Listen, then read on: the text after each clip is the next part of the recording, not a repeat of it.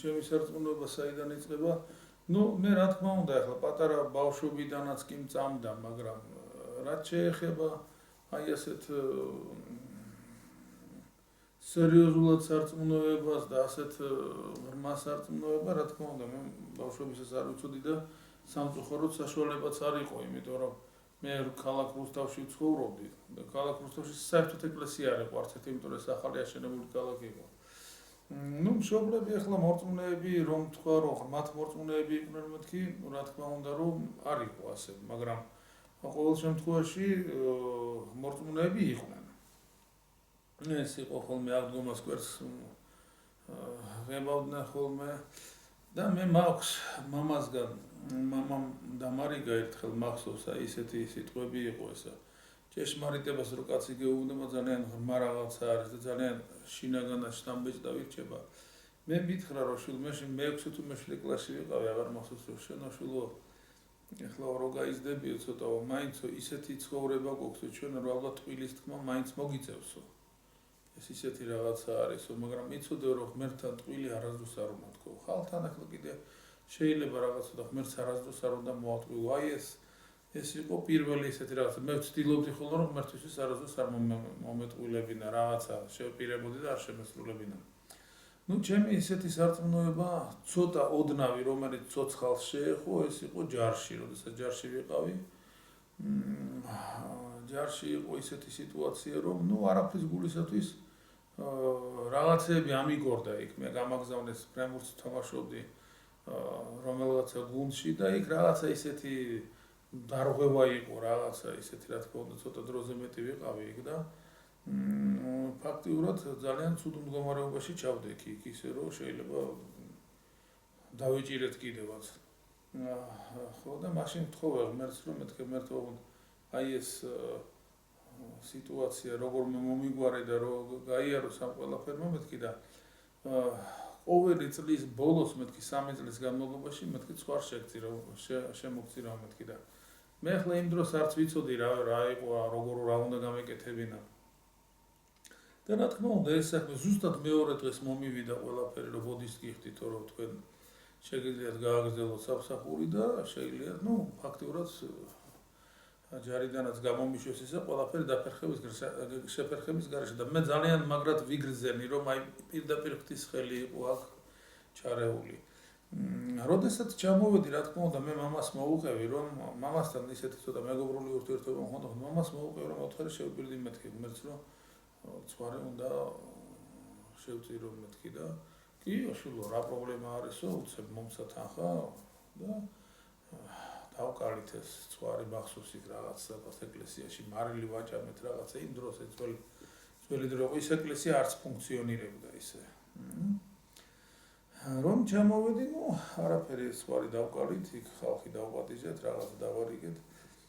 და მეორე წელიწადს რომ ჩამოვედი და რომ გაიგო მამაჩემო, რომ მე კიდევ ცვარი უნდა შემეწირა, უკვე ძალიან დიდი უსიამოვნება შეგვემთხვა ჩვენ, იმიტომ რომ ძალიან აღელდა. მამაჩემს ყავდა ბიძა ბერი, რომელიც ხრუშოვის დროს გამოაგდეს მონასტრიდან, ესეთი ლადო პაპა იყო, რომელიც შემდეგ ახალ სოფელში ცხოვრობდა კახეთში. ხო და ძალიან ეშინოდა ხოლმე, რომ მაინც იმ გზას არ დავადგიან რაღაცა ისეთი და ძალიან ისე იყო ხოლმე განწყობილი. მეორედ რა თქმა უნდა გამიჭირდა ეს მეორედ სხვის დაკლა, მაგრამ მაინც დავყალე, ხო, შეპირებულობა თან თავისივე სიტყვები იყო, რასაც შეპირდები არასდროს არ შეიძლება რომ მოატყვილო და აი მესამე წელიწადს რო ჩამოვედი, მაშინ ხარკოვის პედაგოგიური ინსტიტუტში ვსწავლობდი. აი მე იქ ამბები ატყდა, ესე იგი, აი არ ვიცი რა, დედაშვილს არა იყვანდაო, მთელი წივილი კივილი, ჩამთვალა რომ მე გიჟი ვარ, იქ რაღაც ძალიან გადავარდი შენ რაღაცებში, მთელი ამბები, მთელი დავედარებები.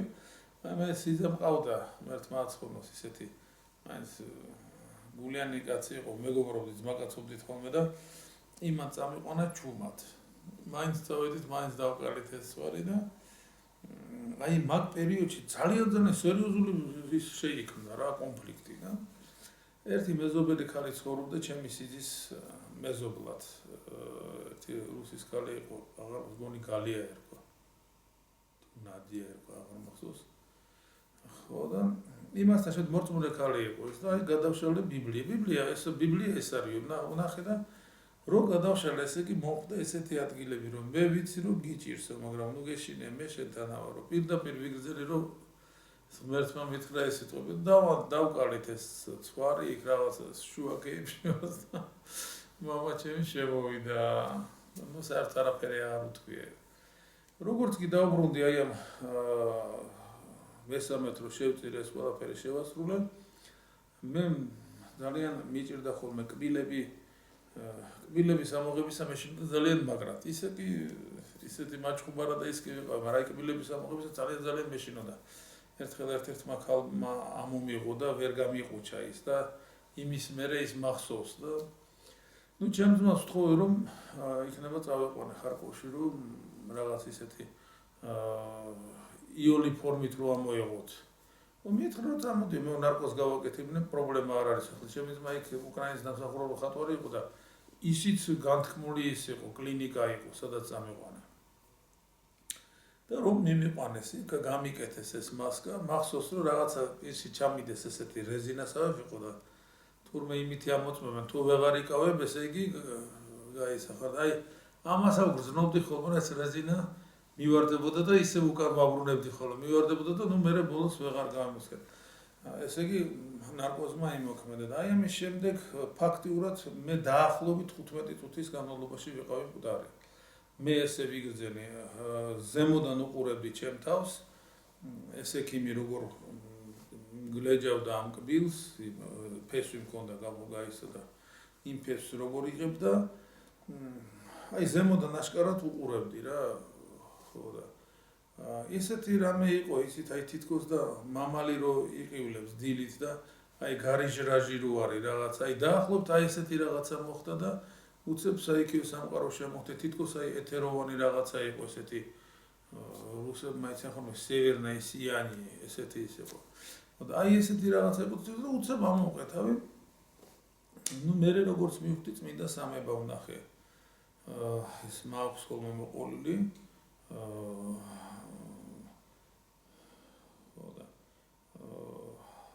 აი ესეთი შეგრძნება მქონდა, როდესაც მამა ღმერთი დამელაპარაკა ძალიან მაგრად შემეშინდა მე. ხო და ისეთი აი ფერები და ის მახსოვს, უფალია ისე წელს ზევით ვნახე. და მამა ღმერთიც ასე აი ფეხები და ის არ უჩანდა ისე იყო და რაღაცა მითხრეს, ნუ ის რაც აი ითქვა ის საიდუმლო არის და ამიტომ ეს პირად რაღაცას ეხება და ძალიან მაგრად შემეშინდა რა ისე შემეშინდა რომ მაგრამ მაინც არ მინდოდა წამოსვლა იქიდან ისეთი ნეტარება და ისეთი სიხარული იყო ხო და მითხრეს რომ ჯერ ადრე არის და უნდა წახვიდეო და ესე გამომაგდეს და უცებ გამოვიყვიდე ნუ ამის შემდეგ რა თქმა უნდა რომ იდაპირ გავიქეცე ეკლესიაში იქ ვიღაცა გოგონას ველაპარაკებოდი ესა ვნახე მეთქი და რავი ვერ გავაგებინე ვერაფერი მე დაიყო და ახოს უყოლა ეგრე ხედავსო ესეთებს ახედავსო და ნუ წავედი ეკლესიაში არ შემიშვეს ვიღაცა კაცი იყო ესეთი მენდლები ეკიდა რაღაც ნუ ეთო სტაროსტა იყო თუ რა ვიცი რა და მაშინ იმ დროისათვის მე არც ვიცოდი საერთოდ გაგებაში და როგორ რა იყო და როგორ იყო და არ შემიშვა რა ეხო ჩვენო ვალაგებთ ვეუბნები აი ეგეთი არაფერთ არ გამიშვა რა ახლა მე θέλω მაინც ხოიც ქართველი როგორია ჯიუტი ახლა მაგას შევეპუებოდი ახლა ჭიბზე დაველოდა 5 საათამდე და 5 საათი შევედა მახსოვს წმინდა ნიკოლოზის ხატი შემხვდა მე არ ვიცოდი მაშინ და იქ დავანთე სამთელი წმინდა ნიკოლოზ რავი რაღაცას ვთხოვდი ვერს გავიგე მეც არც ვიცოდი წესიერად მაგრამ მე ვერ გავიგე რა ვნახე რა იყო ეს მე გავიგე წმინდა სამება რო იყო და რო სასუფეველი ნაწილი ნახე აი ჯოჯოხეთი და რაღაცეები თუ გავიგე მაგრამ იმ წუთში მე რაღაცა მივხვდი რომ ზეძალა ვნახე რაღაცა მაგრამ მე არ ვიცოდი რა ან და თან მრავლობით შეგვითხრას რომ ჩვენ შექმნითო შენო და სულ ყველაო თქვენ შექმნით მე არც ვიცოდი ეს როგორ იყო რა იყო და მე ერთი მატუშკა ყავდა ეს მატუშკა ანტონინა ხარკოვში და ის ქალი მომხვდა ხელში აი ესეთი რომ 82 წლის მოხუცი იყო და 16 წლიდან იყო მონაზარი.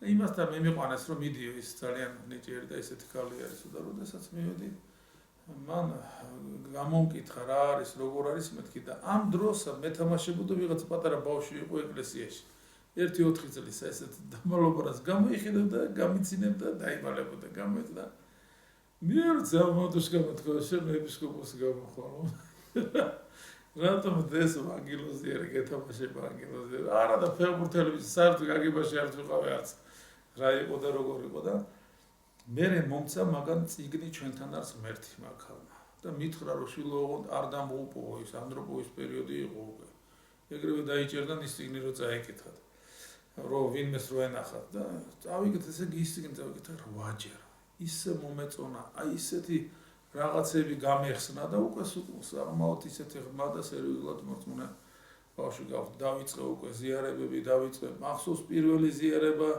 ვერ გავიგე მეორე და მესამე ზიარებაზე ისეთი ბედნიერი ვიყავ ესე იგი მე მეგონა ჩემს გარშემო ისეთი ნეტარება და ისეთი ბედნიერება არის და ნუ ნელა რა თქმა უნდა ამ სულიერ ცხოვრებას დაუკავშირდი თან იქ ახლა იმ ხარკოვშიც მეფერებოდნენ ხოლმე იმიტომ რომ ერთ-ერთი ვიყავი ახალგაზრდა ბიჭი საერთოდ არავინ არ დადიოდა ხოლმე ეკლესიაში სულ მოხუცები იყვნენ ან ისეთი ან დაავადებულები ან ხელის ტკიო და თან ფეხის ტკიო და ასეთი ხალხი იყო და მე რომ ხედავ ხო ძალიან უხაროდათ რა და რა თქმა უნდა იქ მატუშკა ანტონინა მიმაღებინა მე ეს აი ეს თვითონ ეს სარწმუნოება აი მის სიღრმეები რაღაცები მასწავლა და მე ბოლოს მითხრა რომ შულო შენ ახლა უკვე ძალიან ბევრი იციო და შენ ან სემინარია გინდაო ან ვიღაც უხუცესთან უნდა წახვიდეო და მეუთხარი კი ბატონო როგორც მეტყვით მეთქი და მაგ უთხარო წავსულიყავი ან მამა კირილესთან ან მამა ნაუმთან ზაგორსკში.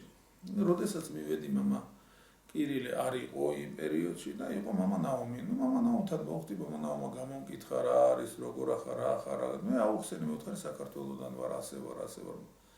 და მითხრა რომ წადიო და აბა იკითხეო რომ სემინარიაში თუ მიგიღებენო. მე უბრალოდ არ ვიცოდი ცოტა ხნის წინ იყო ერთი ქართველი ბავშვი სწავლობდა და რაღაცა დააშავა იქ რაღაც მინა ჩაამტრია თუ რაღაც და საკმაოდ ისე ვიყურებდნენ რა. როდესაც მივედი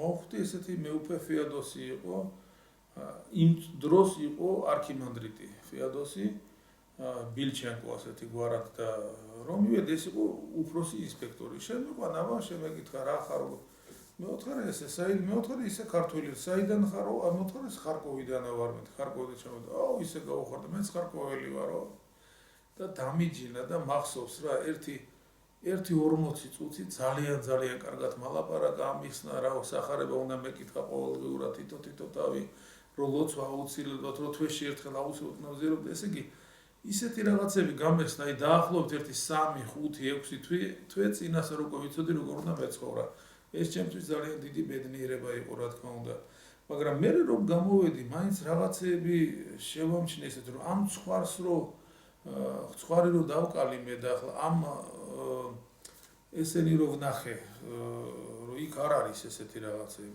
რუსულ ეკლესიაში და უკრაინაში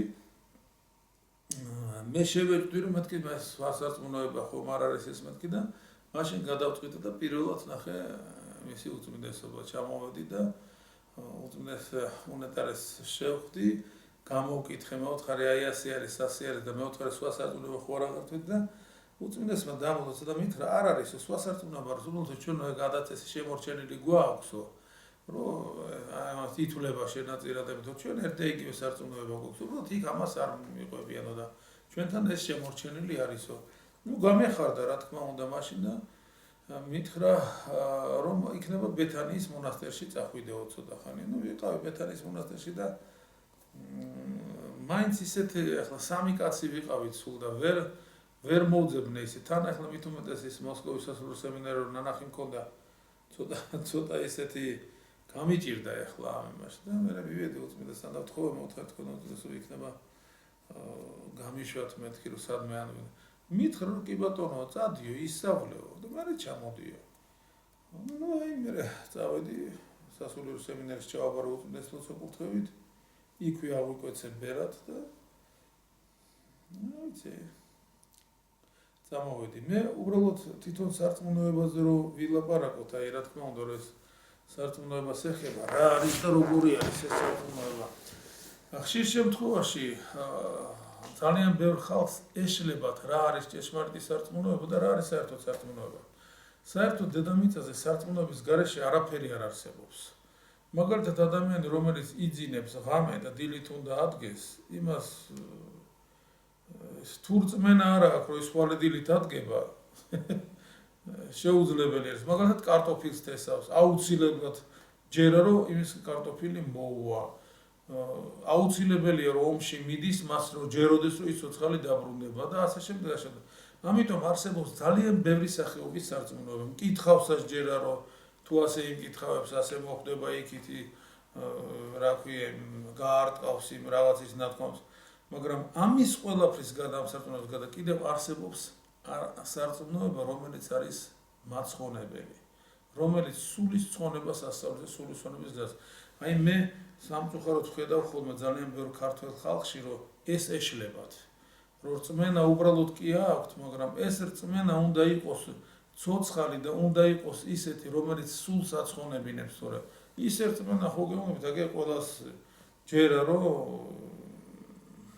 მე იმ კარტოფილის გარდა კიდე რა ვიცი, ბევრი რაღაცაები ეს სარწმუნოება, რომ მიდის აი დღეს დარწმუნებული რომ უკან მოbrunდება, იქ კიდე რა ვიცი, ბევრი რაღაცეები არის ძალიან, რომელიც დამახინჯებულად არის მოცემული. მაგრამ ჩვენ დასაუბედუროთ, ეს დამახინჯება უფრო სწამთ ხალხს, ვიდრე ის, რასაც მაგალითად სწორ და ჯანმრთელ რაღაცას ეუბნება ადამიანი. მე ვფიქრობ, რომ აი ეს ხათთან, როდესაც მიდიან ადამიანები, ბევრი თავს რომ შვილი ინსტიტუტში კარგად მომიწყვე, სამსახური მინახე, იქ რაღაცა დამიფარე, გამოსკენ, აი მე ვფიქრობ, რომ ყველაზე მთავარი და ყველაზე ცენტრალური ის არის, რომ ადამიანი რომ მიდის ხათთან, მან უნდა სთხოვოს ის მაცხონებელი და ჭეშმარიტი სარწმუნოება, რომ ღმერთმა მისცეს. აი ეს არის პირველი დასაწყისი, თორე რწმენა ხო გეუბნებით, აი სხვადასხვა მკითხავსაც მაგრას წამს და მჭხიბავსაც და იქ რა ვიცი, ვიღაცას რა თუ ამას თუ გააკეთებს, იმას თუ რა ვიცი, მე რაღაცას ვითომ წერიან, რომ იქ რაღაცა უნდა მოუხსნა ეს წყალი დალიო და რაღაცა. რა თქმა უნდა, ესეც არის სარწმუნოება. მაგრამ ეს სარწმუნოება არ არის მაცხონებელი და აქ ზუსტად მართლმადიდებლური ეკლესია ლაპარაკობს იმ მაცხონებელ სარწმუნოებაზე, რასაც მართლმადიდებლობა ქვია და რასაც სერიოზულად ღვთისნების დამორჩილება, ღმერთზე ლოცვა, სახარების კითხვა, ზიარება, მთელი თავისი სინანული, მთელი ასე თავისი ადათ-წესებით, აი ეს არის ყველაზე მთავარი და ხშირ შემთხვევაში არის ხოლმე ჩვენ ხალხზე უბრალოდ ეშლებათ, გონიათ რომ ყავაში რო ჩაიხედა, ეგეც სარწმუნოება არის. იქ რაღაცა გააკეთა, მაგრამ ეს სარწმუნოება არ არის ის, რომელიც სასופველში მოახოთრებს ადამიანს. ეს სარწმუნოება არის მხოლოდ და მხოლოდ ეკლესიაში და მხოლოდ განსაკუთრებული მღვდლები არიან, რომელსაც შეუძლიათ მოძღვრება. მაგრამ ადამიანმა თვითონ უნდა ითხოვოს, რომ ღმერთმა მისცეს ესეთი მოძღვარი და ღმერთი გაუგზავნის.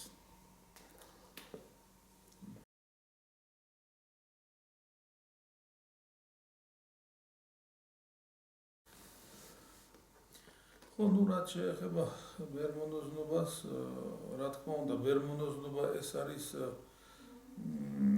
მთელი ეკლესიის ფაქტიურად ძირი და ძირი. თუ ბერმონოზნობა არ იქნება,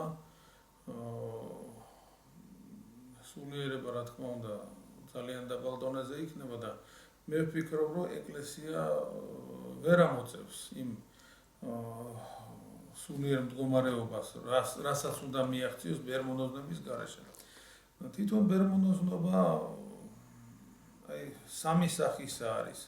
ერთი არის, როდესაც ადამიანი მიდის იმის გულისათვის, რომ ეშინია, ღმერთს ღვთის ეშინია და უნდა რომ სასופველში მოხვდეს. და ამის გულისათვის მიდის. ეს პირველი საფეხურია. მეორე საფეხური არის, როდესაც მას ვიღაცა ახლობელი ყავს, ან გარდაცვლილი, ან სამშობლოს ხედავს, რომ ძალიან ცუდ მდგომარეობაშია, ან ქვეყანა ძალიან ცუდ დღეში, ან რა ვიცი, მისი სანათესავან ახლობლები და მიდის ამის გულისათვის ბერად, რომ მან იცის, რომ ის ბერობა მას უშველის. და მესამე არის, მესამე საფეხური არის, როდესაც ადამიანი უბრალოდ ღვთის სიყვარულისთვის მიდის, არაფერი არ უნდა იმას. არც სასופველისთვის მიდის, არც იმისთვის, რომ ვიღაცა გადაარჩენს რა და უბრალოდ მიდის უფლის სიყვარულით. სიყვარულს. ეს მესამე რა თქმა უნდა რომ ყველაზე ჯანმრთელი და ყველაზე დიდი არის. რა თქმა უნდა ახლა ეს ბევრი რაღაცების მოყოლა შეიძლება, მაგრამ მე ჩემზე რამაც იმოქმედა ერთ-ერთ გადაგებაში მოусმინე იყო ასეთი შემთხვევა, როდესაც ორი მონოზანი იჯდნენ, საერთოდ ბერები და მონოზნები ჯოჯოხეთში არ ხვდებიან ცეცხლში, ისინი ხვდებიან ტარტარაში. ტარტარა არის, სადაც საყინული არის და როდესაც მონოზანი ამ ბერი ისე ვერ ცხოვრობს, რა თქმა უნდა იმ ადგილას ხვდება, მაგრამ იქაც ახლა როგორ ყინულია სულ და მაგ თუ ცეცხლი იქ მუდმივი ყინული არის და მათ არა აქვთ საშუალება რომ ერთმანეთს უყურონ. აი ესეთი კი არიან იმ ჯოჯოხეთში და მათ შეხედონ ან გამოლაპარაკონ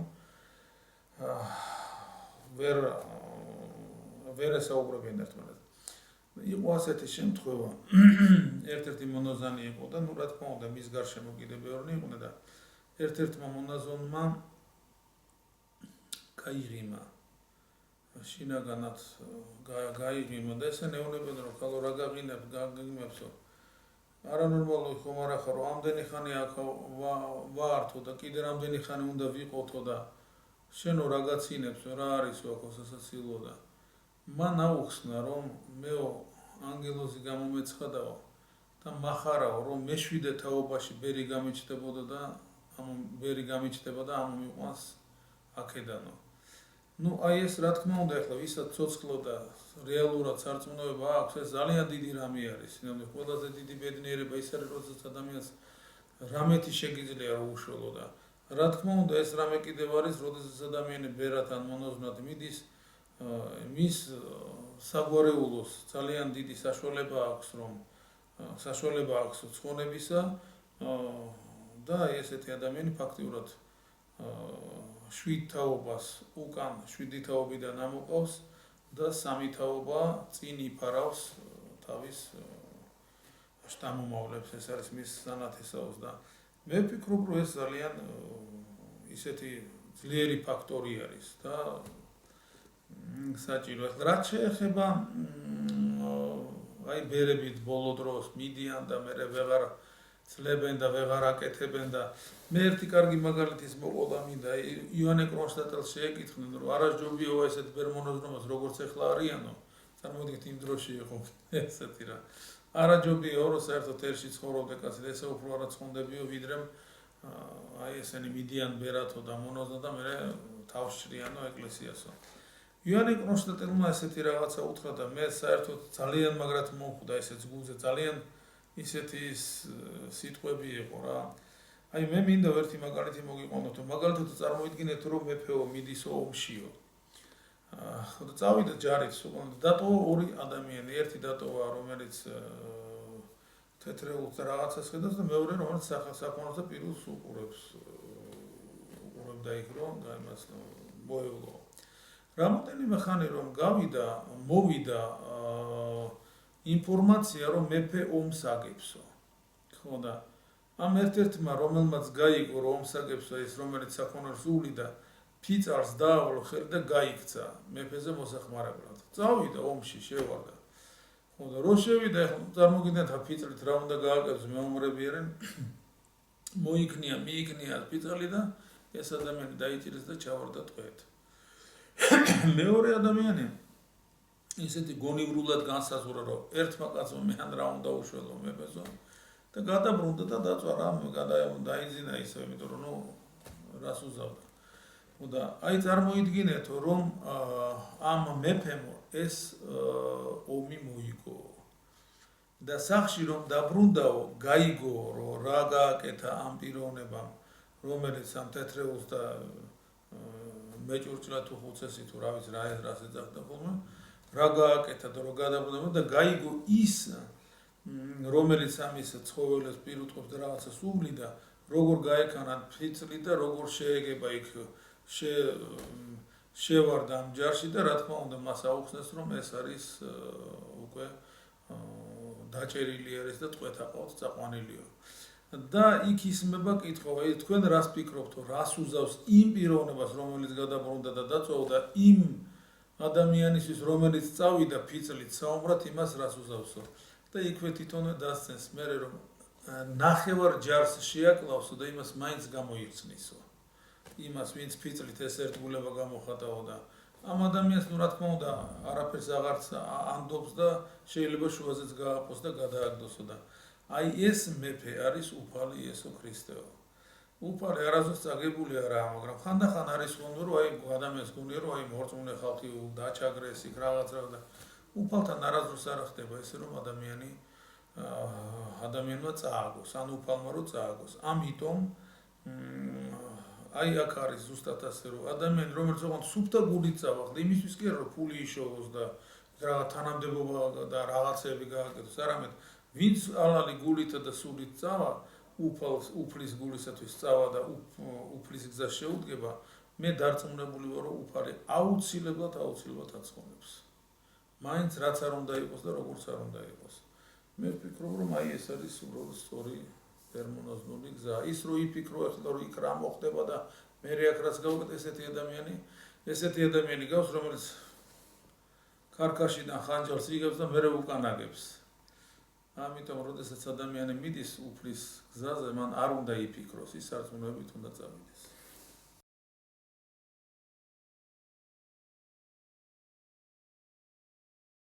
რაც შეეხება ოჯახს, რა თქმა უნდა დღესდღეობით დიდი ტრაგედიები არის, იმიტომ რომ ადრე იყო ხოლმე ასეთი გამონათქვამი, რომ ოჯახი ეს იყო უღელი. და ბევრ ადამიანს დღესდღეობით ვერ წარმოუდგენია ოჯახი რა არის და მას უნდა ისე აი ესე ქარაფშუტულად რო იცხოვროს, როგორც გათხოვებამდე ან დაქორწილებამდე იყო და სინამდვილეში ასე არ არის, ოჯახი საკმაოდ სერიოზულ რაღაცებს მოითხოვს. და ადამიანი რომელიც დასაოჯახებელია, იმას სულ სხვა რაღაცები მოითხოვება და რო დაოჯახდება, იქ უკვე სულ სხვა რაღაცები არის. ამიტომ მე ვფიქრობ, რომ ეს გაყრები და ეს რა ვიცი, ოჯახის დანგრევები რატომ ხდება? მე ვფიქრობ, რომ ადამიანები არიან ისე ეგოიზმში გაზრდილები, ისეთ ეგოისტები არიან, რომ მათ არ შეუძლიათ მინიმალური და პატარა რაღაცა, რომ რაღაცა ვიღაცა საპატიონ. ოჯახი არ არსებობს ისე, რომ მათ რაღაცა პრობლემა და რაღაცა მინიმუმ პატარა ჭირი მაინც რო არ ჰქონდეთ და აი ეს არის უბედურება, რომ სამწუხაროდ მშობლები ბავშვებს ზრდიან ისეთ ეგოისტებს, იმათ კი არა რომ მაგალითად ქალს ზრდიდნენ რომ ის ოჯახის ქალი იყოს, მერე დედა გახდეს, შვილებს მიხედოს ოჯახს მოუაროს, არამედ ზრდიან ისეთი რომ თითქოს და თავისუფლად და ამ თავისუფლებაში ვეღარ აკონტროლებენ და სამწუხაროდ ერთი მხარე ოჯახისა გარყვნილია, რაც შეეხება მამაკაცი კიდევ ძალიან უხეში არის. რახან ქალს ფიზიკურად ერევა და ისეთი ბატონობას იწყებს, მე ვფიქრობ, რომ ესეთი რამე არ შეიძლება. უნდა იყოს სიყვარული ერთმანეთისადმი. აი ამ სიყვარულით რა თქმა უნდა რომ ოჯახი შეიქმნება. თუ ეს სიყვარული არ არის, ის მაინც დაინგრევა ეს ოჯახი. თუ არა და მაშინ ძალიან დიდი მოთმინება უნდა ჰქონდეს ადამიანს, აღზრდილი უნდა იყოს. ხშირ შემთხვევაში არის ხოლმე დღესდღეობით ლაპარაკია, რომ აი ჩვენი ახალგაზრდობა უმრავლესობა გაფუჭდა და გაუბედურდა. ჩვენ და საუბედუროთ მშობლებს გონიათ, რომ ბავშვი არის ყველაზე მთავარი სათუთი. პატარა რომ არის და დაახლოებით 5 წლამდე. და მე რო გაიზრდება, რომ პრობლემა არ არის. დაიმახსოვროთ, მე ესე ვიცი უბრალოდ ჩვენი გამოცდილებისგან, რომ ბავშვი იწყებს 9-10 წლიდან გაფუჭებას და 18 წლამდე. თუ აი ამ პერიოდში ბავშვი კარგად გაიზარდა, თუ გაზრდი მორჩილს, მშვიდს, რაღაც ხელოვნებაში ჩართავ ან რაღაცას, ეს ბავშვი იმ გზას ადგება მერე მთელი თავისი ცხოვრება. მაგრამ თუ მას აქვს ესეთი დაძაბული ცხოვრება, სულ ჯაჯღანში იზრდება, სულ რაღაც ისეთ ცუდ გარემოებაში, რა თქმა უნდა, რომ ესეთი ბავშვი მერე ფაქტორად ნერვოზიანი ხდება რა და მას მთელი ცხოვრების მანძილზე მერე მიყვება აი ეს ცუდი განწყობები. მე ვფიქრობ, რომ დღესდღეობით მშობლები ძალიან მაგრად ენდობიან თავიანთ ბავშვებს. ხო და ასე არ შეიძლება.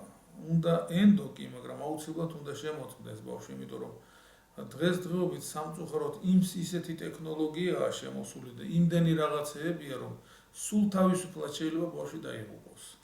ხო და უბედურება არის, როდესაც მშობელი ამ რაღაცას ვერ აკონტროლებს და მას გონია, რომ თავარია რომ სახლიდან არ გავიდეს და რამე არ გააკეთოს ისეთი და ყველაფერი შეიძლება და ჩვენ დასაუბრებთ იმ სახლში შეიძლება ისეთი რამე მოიმოქმედოს, რომ მე შეიძლება რომ ისე დაიღუპოს, რომ ვეღარ გამოვიდეს მდგომარეობიდან. მე ვფიქრობ, რომ მაინც და მაინც სიყვარული არის ამ ოჯახისა, მაგრამ ხშირ შემთხვევაში ერთხელ როდესაც სარწმუნოებაში არ არის ადამიანი, ეს სიყვარული არ ესმის, ქალმა თავისი ადგილი არ იცის და მამაკაცმა თავისი ადგილი არ იცის. ხშირად არის ხოლმე, რომ მამაკაცი ქალს იმაშობა იქ ტუქსავს, რომ აი ესეა და აი შენ ასე უნდა და შენ უნდა დამემორჩილო, შენ რა უბედურება ისა, რომ ის მეორე მხარეს თავისას ვერ უყურებს, რომ იქაც ისე არის, რომ შენ ისე კი არ უნდა მოექცე დესპოტივით, იმან თვითონ უნდა თავისი შეგნებით უნდა სცეს. პატივი მეუღლეს, ქმარს, მაგრამ ეს არ ანიშნავს, რომ ქმარმაც ისე დონეზე რომ თავზე დაალეწოს სულ ყველაფერი და ყველაფრის უფლება მისცეს თავის თავს. აი ეს არის დიდი შეცდომა და ეს იმიტომ არის, რომ სარწმუნოება არ არის. სარწმუნოება, როდესაც არის, მამაკაცი ყოველთვის თავის ადგილზე დგას, თავის სიმაღლეზე და ქალიც აუცილებლად თავის სიმაღლეზე იდგება, მაგრამ ხშირ შემთხვევაში არის ხოლმე, რომ აი ჯვრის წერა მხოლოდ და მხოლოდ ადაწესი არის და იმ ჯვრის წერას კიდე რაღაცები მოყვება, სარწმუნოება უნდა, მაგალითად ვიცით, რომ ყაზანის ღვთისმშობლის ხატი შველის ოჯახის გამტკიცებას, გამაგრებას, მაგრამ როდესაც ადამიანს სარწმუნოება არ აქვს, რა უნდა მივა იმ ხატთან და რა უნდა გააკეთოს, აი ესეთი კარგი ნათქვამი არის, რომ სარწმუნოებას და ურწმუნოებას, რომ შეიძლება რომ ადამიანს ღმერთიც გამოეცხადოსო, მაგრამ თუ მას სარწმუნოება არ აქვს, ინტუიში გაიქცევა ექიმთან და იტყვის, რომ მე галлюცინაციები დამეწყო და თუ სარწმუნოება აქვს ადამიანს, ის რა თქმა უნდა ამ ყველაფერ სარწმუნოებას გამოიყენებს სწორედ თავის ცნობებისთვის და თავისი ოჯახის სწორი აღზრდისათვის. მე ვფიქრობ, აი ეს აკლია ჩვენ ხალხს. ამ რელიგიაშიც ეგოისტურად არიან, სულ ყველა მაინც თავისკენ არის მომხვეჭელი და რელიგია არ არის ესეთი, რომ მარტო თავისკენ ასწავლიდეს, სხვასაც უნდა მაგალითად ძალიან დიდი ბედნიერები არიან ოჯახი, როდესაც მეუღლეს ქმარს თავისი ცოლი უფრო უყვარს ვიდრე თავისთავი და როდესაც მეუღლეს ქალს უფრო უყვარს ქმარი ვიდრე თავისთავი. აი ეს არის ჩვენი უბედურება, რომ ყველას თავისთავი ისე მაგრა უყვარს, სხვა აღარავინ აღარ ახსოვს და ეს არის რელიგიურობის ნაკლებობა. ვფიქრობ, რომ ეს არის.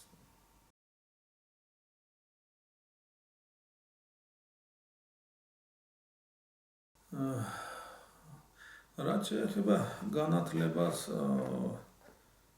და ახალგაზრდობას, რა ვიცი, მე უბრალოდ მგონია, რომ აი მაგალითად საქართველოში რომ შემოვიდა ეს მობილური ტელეფონები, ეს კომპიუტერები, ინტერნეტები, რაღაც კიდე სხვადასხვა რაღაცები, გნებავთ ის ვიდეო თვალები, მე ვფიქრობ, რომ ჩვენი ერი ამისთვის მზად არ იყო. აი უფრო შინაგანად ამას თავისი განათლება უნდა, თავის ჩამოყალიბება უნდა, თავისი შინაგანი რაღაცა უნდა ჰქონდეს და მე ვფიქრობ, რომ ეს ძალიან ადრე შემოვარდა ჩვენთან საქართველოში და ჩვენმა ხალხმა სამწუხაროდ, ჩვენმა ხალხმა ცუდი რაღაცისთვის დაიწყეს ამის გამოყენება. თვითონ რაც შეეხება, მე მაინც რელიგიური საკითხი არის ესა და რა თქმა უნდა, მე ისევ რელიგიურად მიუდგები, რომ საშიში არის ადამიანი, რომელსაც აქვს ცივი გული, ცივი გონება და არის ძალიან ისეთი, განათლებულად არ ითვლება ესეთი ადამიანი, უბრალოდ დაკითხი არის ძალიან, მაგრამ ასეთ ადამიანს ძალიან ბევრი ბოროტება შეუძლია. მე ერთი რამე ვიცი, რომ სწორი განათლება არის მხოლოდ და მხოლოდ რელიგიაში. ის რაღაცებიც არის, რა თქმა უნდა, მაგრამ არც ერთი ტექნიკა, არც ერთი მეცნიერება, არაფერი არ ასწავლის ადამიანს, თუ როგორ უნდა შეურიგდეს, მეგობარს როგორ უნდა აპატიოს, მოწყალება როგორ უნდა გაიღოს და ასე შემდეგ. ეს არის მხოლოდ და მხოლოდ ერთადერთი რელიგია არის და ზუსტად განათლებულობა იმას ანიშნავს, რომ ადამიანი ისეთ რაღაცას არ აკადრებს შენ, რაც მას არ უნდა რომ ვინმე მკადროს. აი ეს არის ყველაზე მთავარი. აი ეგ არის განათლება, რომ არ გაგაღიზიანებს, არ დაგამცირებს, არ მოგსპობს თავისი ცოდნა და ბევრ ადამიანს გონიათ რომ განათლება ეს არის ბევრი ენები რო იცის, ამ ბევრი რაღაცები რო აქვს წაკითხული. სამწუხაროდ ბევრ მეცნიერს და ბევრ ისეთ ხალხს იმდენი რაღაცეები აქვს წაკითხული, მაგრამ რწმენის გარეშე რომ მაგე მთელი ნახევარი მსოფლიო ამოაგდეს და გააუბედურეს. ამიტომ მე ვფიქრობ რომ ამ განათლებასთან ერთად პარალელურად და აუცილებლად უნდა იყოს რელიგიაც. რელიგიის გარეშე მე ვფიქრობ რომ ჩვენი ახალგაზრდობას მე ვფიქრობ რომ მაინც მოექცევა ჩვენი ახლა, იმიტომ რომ გულები კარგი აქვს ჩვენ ახალგაზრდობას, მაინც უბრალოდ არ იციან ახლა აი რაღაცას ეძებენ და ამ რაღაცაში კიდე ცუდ რაღაცებსაც თავაზობენ, მაგრამ მე ვფიქრობ რომ მაინც ამოვა ჩვენი ერე, მაგრამ სწორი მაინც ის არის რომ ეს განათლება ადამიანი თუ ეგოისტია, აი ამ განათლებას სხვა რამისთვის იყენებს. მაგრამ თუ კი ადამიანი ეგოისტი არ არის, თუ კი მოსიყვარულია, თუ კი თავმდაბალია, ესეთი ადამიანი სულ სხვანაირად აწვის, ასეთ ადამიანს სულ სხვანაირად იყენებს ეკლესია, სულ სხვანაირად იყენებს ერი და ნამდვილად ადგება ეკლესიასაც, ერსაც, ქვეყანასაც და ბოლო-ბოლო მსოფლიოსაც და რაც მთავარია ღმერთს. მე ვფიქრობ, რომ ეს განათლება ამ მიმართულებით უნდა იყოს, რომ მარტო წიგნების კითხვა და ენების ცოდნა ეს რამდენი ენები იცის და იმდენი უბედურება, იმოდენა ხალხი ყავს დახოცილი და გაუბედურებული და მე ვფიქრობ, რომ მაინც ესეთი სწორი მიდგომა უნდა, რომ პირველ რიგში აი მე უბრალოდ რელიგიურად რას პირველ რიგში ადამიანობა უნდა ვასწავლოთ ჩვენ ადამიანს და ბავშვებს ჩვენსაც და ჩვენ და სამწუხაროდ ხშირად ხდება ხოლმე რომ ბავშვებს ადამიანობას ასწავლის კომპიუტერი, ინტერნეტი და რაღაც ისეთი ფილმები. აი მახსოვს ხოლმე ესეთი ინდური ფილმები იყო ხოლმე ადრე უყურებდით ის რაღაც ბობი იყო თუ რაღაც აღარ მახსოვს და სულ არის ისეთი რაღაც რომ ის მდიდარია და ის ღარიბია და აი რო ფილმში აჩვენებენ რომ ისინი ძალიან შეესაბამებიან ერთმანეთს. მაგრამ სინამდვილეში ეს ნამდვილად ასე არ არის, იმიტომ რომ იმას განას იმ დიდრეზე აქვს, იმას სხვა განათლება აქვს, ეს სხვა დონის ადამიანები, ესეთი ადამიანები დიდხანს ერთმანეთთან ვერ იცხოვრებენ. ხშირად არის ხოლმე რომ ძალიან იშვიათად შეიძლება რაღაცა მოხდეს ისეთი რომ შეერწყმან ერთმანეთს, მაგრამ საერთოდ ესე არის, მაგრამ რომ თუ ის ადამიანები ერთნაირები არ არიან, ისინი ერთმანეთს ვერ ეწყობიან. ხშირ შემთხვევაში არის ხოლმე ფილმი, კინო, იქ რაღაცა გადაცემა ამახინჯებს ამ რაღაცეებს. და ჩვენ და საუბედუროთ ახალგაზრდობას გონოთ რომ ჭეშმარიტება აი ეს არის. იმიტომ არის რომ ახალგაზრდა ბავშვი აირჩევს ვიღაცა გოგოს და რომ მოკლა იმან უნდა მოიყვანოს ის ცოლი. ცოლად და მშობელი რო ეუბნება რომ შვილო არ შეიძლება იქ რაღაცა მშობელი ხედავს რაღაცას. ადამიანი თავში არავითარ შემთხვევაში აი ბავშვი ესე ეგოისტი, იმიტომ რომ კინოებში აქ ნანახი და მე ჩვენ და სამწუხაროდ ხდება ამ ოჯახების დანგრევა. მე მქონდა ერთი შემთხვევა ასეთი, ერთ-ერთი მოვიდა ჩემთან 16 წლის ბავშვი იყო. და მშობლები ამოვიდნენ და მთხოვეს რამე გვიშველა თუ რა ხდება და 14 წლის გოგო უყვარსო. ხო და ჩამოხსენითო რა თოკიდან თავში ხჭობდა. და რამე მიშველეთო და მე ვუთხარი შვილო როგორ რაღაცა იქნება დაველაპარაკო, თვითონ ბიჭი არ მოვიდა. ადგეს ბოლო-ბოლო მოუყვანეს ეს 14 წლის გოგო ამ თქმით და ერთი 3-4 თვე იცორო და მოსყინდა. აღარ მინდა ეხლა ცოლი, აი ესე ის ბავშვი ცალკე დაიღუპა, მერე ეს განარკომან და ციხეში მოხვდა და ნუ რა ვიცი რაღაც აშინელება იყო. ამიტომ ხშირ შემთხვევაში არის ხოლმე რომ რა თქმა უნდა მშობელსაც უნდა დაუჯეროს ბავშვმა, მაგრამ ჩვენ დასაუბედრო დღესდღეობით ისეთი თუ რომ მშობელმაც არ იცის სწორად რა გააკეთოს. ამიტომ ადრე ბიბლიაში იყო ხოლმე ესეთი რაღაცა რომ ეხლა თითქოს და დასცინიან რომ თუ არ უყვარს და თუ არ გიყვარს და თუ არ გინახია როგორ უნდა აი ადრე ისააკის მაგალითი რომ იყო როგორ მოუყვანეს ცოლად რომ ის ვინც გააგზავნა აბრაამი რომ გააგზავნა აბრაამმა რომ გააგზავნა ის მოახლე იჯდა და კითხულობს რომ ღმერთო როგორც შენი წმინდანება არის აი თუ ვინმე მოვავ ეხლა და წყალს დამისხავსო და მეტყვისო რომ შენ აქნემებსაც მე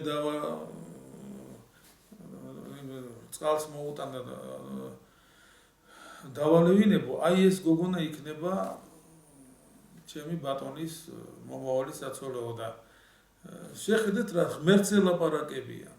ღმერთსაც თხოვს და ღმერთი უფრო ამოურჩევს ადამიანს თუ თავის ისეთი დაბნეული გონება და დაბინდული გონება და ამიტომ ეს რაღაცები მშობლებს არ უნდა დაავიწყოთ, ღმერთს უნდა სთხოვონ, შეეკითხონ, ღმერთო როგორ ჩემი წმინდანება, სანთელი უნდა დაანთონ, უნდა სთხოვონ, ღმერთო გამოგვიჩნი, იმიტომ რომ ჩვენ არავინ არ ვიცი, დღეს შეიძლება ბავშვი ასეთი იყოს და ბავშვს რო აჩენს, ის სხვანაირი ხდება მე.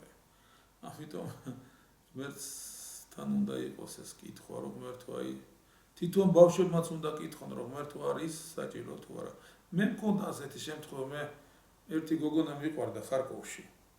ძალიან საყვარელი და კარგი გოგონა იყო და მე აი იმ დონეზე შემიყვარდა ეს ბავშვი, რომ მე ჩემ თავს ვგრძნობდი, რომ მე არ ვიყავი მისი ღირსი. ძალიან ისეთი ავიაციის ინსტიტუტში სწავლობდა ეს გოგონა და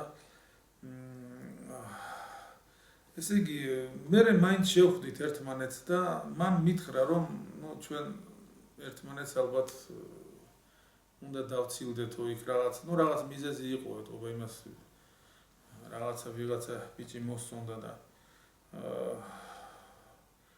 მე რა თქმა უნდა შინაგანად მეწყინა ძალიან, მაგრამ მე უთხარი რომ თუ შენ ბედნიერი იქნები იქ მეთქი მე პრობლემა არ მაქვს, კი ბატონო მე ამას მოვითმენ მეთქი და მე მივხვდი რომ იმიტომ რომ აგი მიტროპოლიტი უნდა გამხდარიყავი და მადლობა ღმერთს ყველაფრის, მაგრამ იმ მომენტში რა თქმა უნდა მე ძალიან გული დამწყდა, მინდოდა რომ ის ჩემი მეგობარი და ჩემი თანამოზიარა ყოფილიყო, მაგრამ ღმერთმა ის სხვანაირად მოინდომა და ამიტომ ხშირად არის ხოლმე რომ ადამიანებს თავისნებით მოყავთ ვიღაცები, არავის არც არ ეკითხებენ, არ მშობლებს, არც ღმერთს და ამიტომ არის ხოლმე რომ ოჯახი ბოლომდე ვერ აღწევს.